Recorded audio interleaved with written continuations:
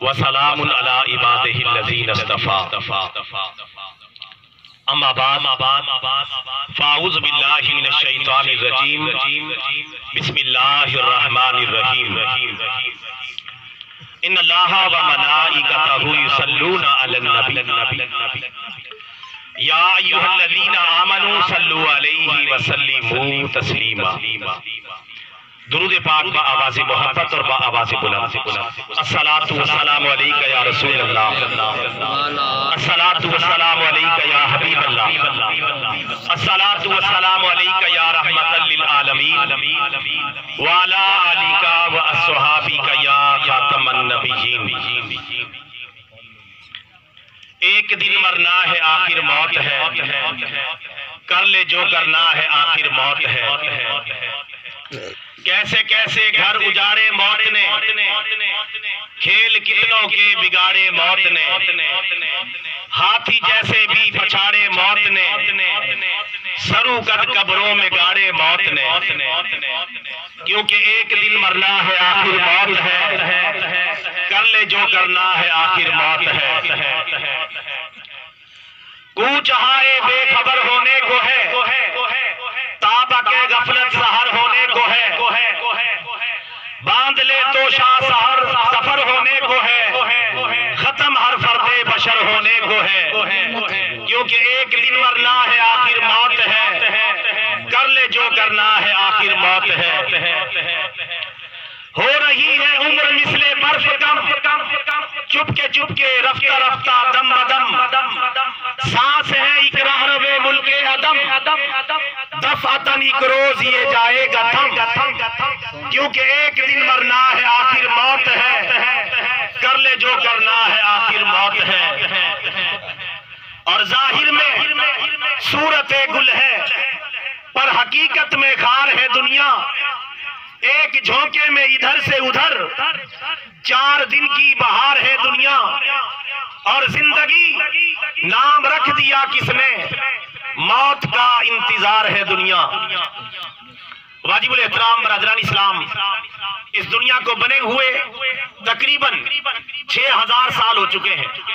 दुनिया में कितने लोग आए और कितने लोग चले गए। अल्लाह ताला जो इस दुनिया का बनाने वाला है, उसने इस कायनात और इस दुनिया की हकीकत को वाज़े कर दिया है, ताकि कोई बंदा धोखे में ना रहे और ताकि कोई बंदा बेखबर ना रहे। कुरान पाक में 2 और 2 4 की तरह दुनिया की हकीकत को वाज़े कर दिया है। अल्लाह तबारक व तआला कुरान हकीम में इरशाद फरमाता है, खलकल मौत वल हयात लियब्लुवकुम अय्युकुम अहसनु अमला। अल्लाह ने जिंदगी और मौत को इसलिए पैदा किया है ताकि वो तुम्हें आजमाए कि तुम में से किसका अमल ज्यादा अच्छा है। और इरशाद फरमाया, कुल्लु नफ्सिन जायकातुल मौत, हर नफ्स ने मौत का जायका चखना है। और इरशाद फरमाया, कुल्लु शैइन हालिकुन इल्ला वजहहु लाहुल हुक्मु व इलैहि तुरजाऊन।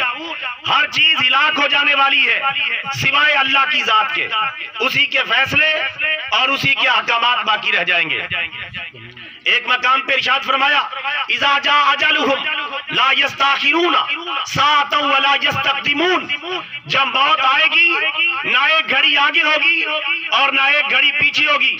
वक्त मुकर्रर पर जान देनी पड़ेगी, मरना पड़ेगा, अल्लाह की बारगाह में हाजिर होना पड़ेगा और अपने अपने अमाल का हिसाब किताब देना पड़ेगा। इससे कोई बच नहीं सकता, राह फरार इख्तियार नहीं कर सकता। अल्लाह कुरान में एक और मकाम पर इरशाद फरमाता है, फमन यामल मिस्काल ज़र्रतिन खैरन यरा व मन यामल मिस्काल ज़र्रतिन शर्रन यरा। जो जर्रे के बराबर नेकी करेगा अल्लाह ताला उसकी नेकी का इनाम जरूर अता करेगा, और जो जर्रे के बराबर गुनाह करेगा बहरहाल उसे अपने गुनाह का खमियाजा भुगतना पड़ेगा। एक और मकाम पे अल्लाह तबारक व तआला 14वें सिपारे में इरशाद फरमाता है, मा इंदकुम यनफदु व मा इंदल्लाहि बाक। जो कुछ तुम्हारे पास है वो खत्म हो जाएगा और जो कुछ अल्लाह ताला के पास है वो बाकी रह जाएगा। तुम्हारे पास क्या है, अलाट पलाट। तुम्हारे पास क्या है, बीवी बच्चे। तुम्हारे पास क्या है, जायदादें। तुम्हारे पास क्या है, ओहदा, रौब, दबदबा, हुकूमत, इक्तिदार, कर्रो फर, ताकत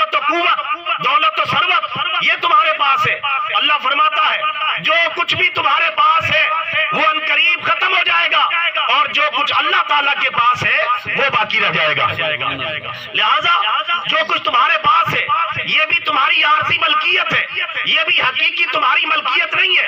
मत समझो कि ये जमीनें और ये प्लाट अगर तुम्हारे नाम ट्रांसफर हो चुके हैं, तुम्हारे नाम इनका इंतकाल और रजिस्ट्री हो चुकी है, तो तुम हमेशा के लिए इनके मालिक बन गए हो। ऐसा नहीं है। लिल्लाहि मुल्कुस समावाति वल अर्द, जमीन और आसमान की हकीकी मलकियत अल्लाह ताला की है। ये आरजी मलकियत है जो आरजी तौर पर हमने तुम्हें दे रखी है। आजमाने के लिए हमने तुम्हें यहाँ भेजा है, एक खास मकसद के लिए हमने तुम्हें यहाँ पैदा किया है। हम देखेंगे कि कौन हमारा फरमाबरदार है और कौन हमारा नाफरमान है। और हमें अल्लाह ताला ने क्यों पैदा किया, 27वें सिपारे में वाज़े कर दिया। फरमाया वमा खलक़तुल जिन्ना वल इंसा इल्ला लियअबुदून, मैंने जिन्नों और इंसानों को इसलिए बनाया है ताकि वो मेरी इबादत करें, मुझे पहचाने, मेरी मार्फत हासिल करें और मेरी बंदगी करें और मेरे प्यारे नबी की इताअत और गुलामी करने वाले बन जाएं। मैंने इसलिए इस कायनात को बनाया है। आप हिदायत का रास्ता, निजात का रास्ता, मगफिरत का रास्ता, जन्नत का रास्ता मुहम्मदुर रसूलुल्लाह का रास्ता है।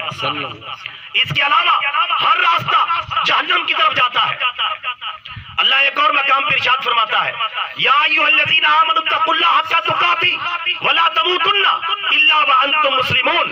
ए ईमान वालो, अल्लाह ताला से ऐसे डरो जैसे डरने का हक है, और तुम हरगिज़ न मरना मगर मुसलमान होके मरना, किसी और मजहब पे न मर जाना, किसी और दीन पे न मर जाना, वरना मारे जाओगे, आखिरत बर्बाद हो जाएगी।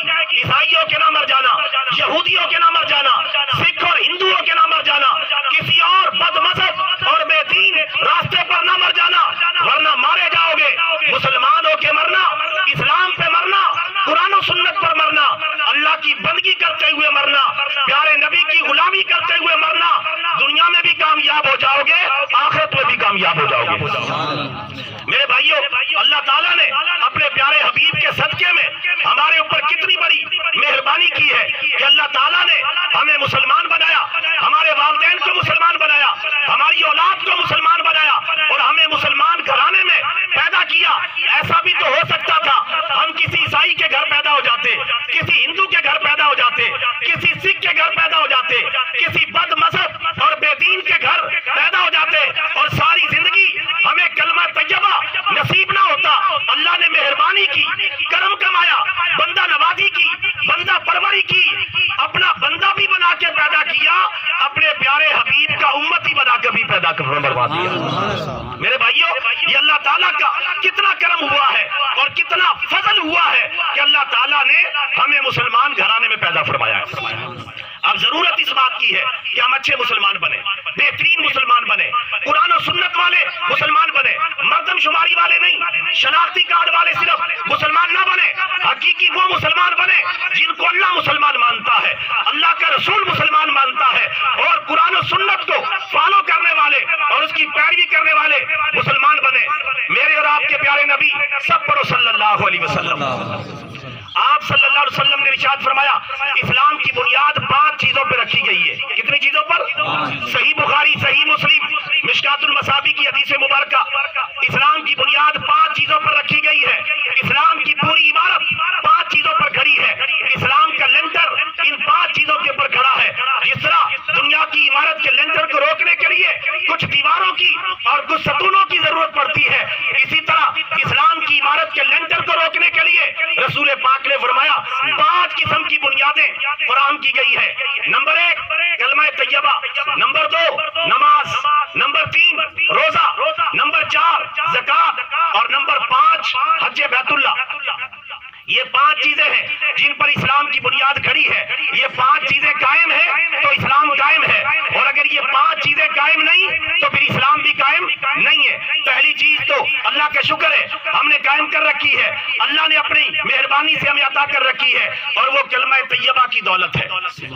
ये दौलत उज़्मा है, ये नेमत कुबरा है जो बैठे बिठाए अल्लाह ने हमें अता कर दी। ये इस्लाम का मेन गेट है कलमा तैयबा। इसके जरिए इंसान इस्लाम के बाग के अंदर इंटर होता है और उसके बाद बाकी चीजें आती है। अल्लाह का शुक्र है हम कलमा तैयबा पढ़ते हैं, ला इलाहा इल्लल्लाह मुहम्मदुर रसूलुल्लाह, अल्लाह की तौहीद को भी मानते हैं, मुहम्मदुर रसूलुल्लाह की रिसालत को भी मानते हैं, अल्लाह से भी प्यार करते हैं, अल्लाह के प्यारे हबीब से भी प्यार करते हैं, हम सहाबा इकराम से भी मोहब्बत करते हैं, अहले बैत से भी मोहब्बत करते हैं। ये अल्लाह का शुक्र है हम कलमा तैयबा पढ़ने वाले इस्लाम की पहली जो बुनियाद है हमारे पास मौजूद है। बाकी बुनियादों को भी मजबूत करने की जरूरत है। 5 वक्त की नमाज पढ़ेंगे कि नहीं पढ़ेंगे इंशाअल्लाह? 5 वक्त की नमाज पढ़े। 5 वक्त की नमाज पे कोई कंप्रोमाइज नहीं हो सकता, कोई बहाना नहीं चल सकता। नमाज से बड़ी दुनिया की कोई मसरूफियत नहीं है। कोई बंदा नमाज से बड़ी अगर दुनिया की किसी मसरूफियत को समझता है, परले दर्जे का पागल और नादान है और बेवकूफ है जो नमाज से बड़ी कोई मसरूफियत समझता है।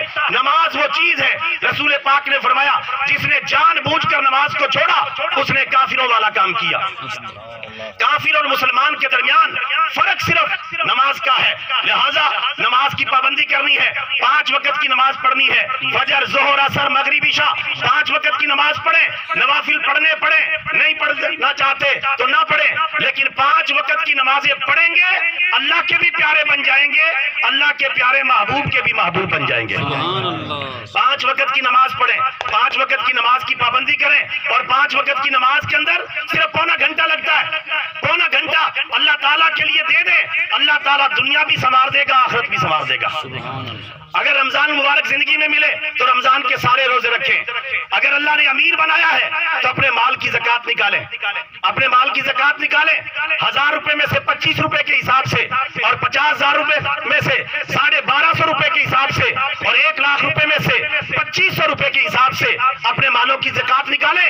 और ज़कात निकालना इसी तरह फर्ज है जिस तरह 5 वक्त की नमाज पढ़ना फर्ज है अमीर मुसलमान पर। लिहाजा अल्लाह ने अमीर बनाया है तो अपने माल की ज़कात निकाले, वरना कल क़यामत के दिन पकड़ोगी।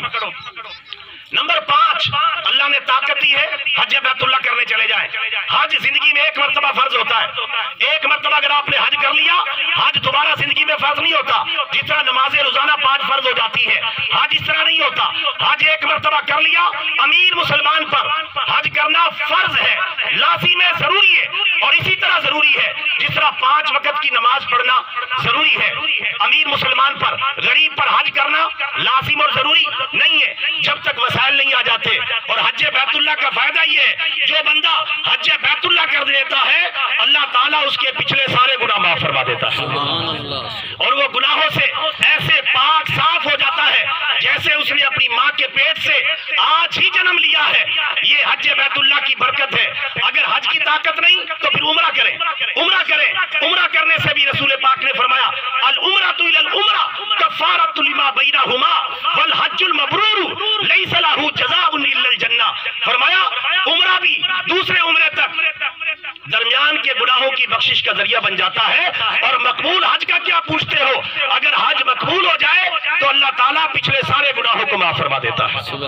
लिहाजा हज की ताकत है तो हज करें, और हज की ताकत नहीं तो फिर उम्रा जरूर करें। हज करने से और उम्रा करने से ईमान की बैटरी चार्ज हो जाती है, और ईमान की बैटरी जब चार्ज हो जाती है तो बाकी नेक अमाल करना भी आसान हो जाता है। लिहाजा उम्रा करें। यहाँ एक मैं मसले की तरफ तवज्जो दिलाना चाहूंगा। बाज भाइयों के दिल में ये बात होती है कि मैं हज तो नहीं कर सकता, लेकिन उम्रा मैं इसलिए नहीं करूंगा, अगर मैंने उम्रा कर लिया तो मेरे ऊपर हज फर्ज हो जाएगा। ये मसला बिल्कुल गलत है। बाज लोगों ने इसको फैलाया, बिल्कुल जहालत है। उम्रा करने से हज फर्ज नहीं होता, उम्रा सुन्नत है और हज फर्ज है। अगर उम्रे के वसाइल है तो उम्रा करें, और अगर हज के वसाइल है तो पहले फर्ज को पूरा करें। लेकिन ये बात अटल है कि उम्रा करने से हज लाजिम नहीं होता, फर्ज नहीं होता। हज तो तभी फर्ज होगा जब आपके पास वसाइल आएंगे। हज के दिनों में, हज के दिनों में अगर आपके पास वसाइल आ गए तो आप पर लाजिम हो चुका कि आप हज बैतुल्लाह करने के लिए चले जाएं। क्योंकि हज बैतुल्लाह में 8 से 10 लाख रुपए का खर्चा हो जाता है, और उम्रा जो है 2-2.5 लाख रुपए में हो जाता है। अगर उम्रे की ताकत है तो फिर उम्रा जरूर करें। उम्रे की बरकत से भी अल्लाह ताला पिछले गुनाहों को माफ फरमा देता है। ये मेरे भाइयों अरकान इस्लाम है, इनकी पाबंदी करनी है। नंबर 1 कलमा तैयबा, नंबर 2 नमाज, नंबर 3 रोजा, नंबर 4 ज़कात, नंबर 5 हज बैतुल्लाह। इन पे इस्लाम की इमारत खड़ी है, इस्लाम की बुनियाद खड़ी है। अपने इस्लाम की की इमारत को मजबूत बनाएंगे कि नहीं बनाएंगे? इंशाअल्लाह। ऊंची आवाज से कह दो इंशाअल्लाह। ये अरकान इस्लाम की पाबंदी करें ताकि हम जीते जागते मुसलमान बने, सिर्फ नाम के मुसलमान ना बने, शनाख्ती कार्ड वाले मुसलमान ना बने, चलते फिरते उठते बैठते सोते जागते हम कुरान और सुन्नत की पाबंदी करने वाले ऐसे मुसलमान बने, दूर से देखने वाला पहचान जाए अल्लाह का बंदा जा रहा है, मुहम्मदुर रसूलुल्लाह का गुलाम जा रहा है। दूर से पता चल जाए। मेरे भाइयों आगे आ जाए। कब्र के अंदर 4 सवाल होंगे। कितने? मैदान क़यामत में भी 4 सवाल होंगे, कब्र के अंदर भी 4 सवाल होंगे और मैदान क़यामत में भी 4 सवाल होंगे। इनकी हमने तैयारी करनी है ताकि मरने से पहले पहले हम अपनी आखिरत की भरपूर तैयारी करके अल्लाह ताला को राजी कर सकें। 4। पहला सवाल होगा मन रब्बू का, तेरा रब कौन है? दूसरा सवाल होगा मन नबियू का, तेरा नबी कौन है? तीसरा सवाल होगा मा दीनू का, तेरा दीन क्या है? ये 3 सवाल होंगे। तेरा रब कौन है, तेरा नबी कौन है और तेरा दीन क्या है? ये 3 सवाल पूछे जाएंगे, हर बंदे से पूछे जाएंगे। और जो बंदा इन 3 सवालों के सही जवाब दे देगा फरिश्ते उससे फिर चौथा सवाल करेंगे। मिशकातुल मसाबी की हदीस के अंदर ये मौजूद है। उससे चौथा सवाल करेंगे कि अल्लाह के बंदे तूने तीनों सवालों के सही जवाब दे दिए, तूने ये भी बता दिया कि मेरा रब अल्लाह है, तूने ये भी बता दिया मेरा नबी मुहम्मदुर रसूलुल्लाह है, तूने ये भी बता दिया कि मेरा दीन इस्लाम है। तूने इन 3 सवालों के सही जवाबात कैसे दे दिए? ये कैसे मुमकिन हुआ और तू सवालों के जवाब देने में कैसे कामयाब हो गया? इसकी वजाहत कर। उससे ये चौथा सवाल पूछा जाएगा।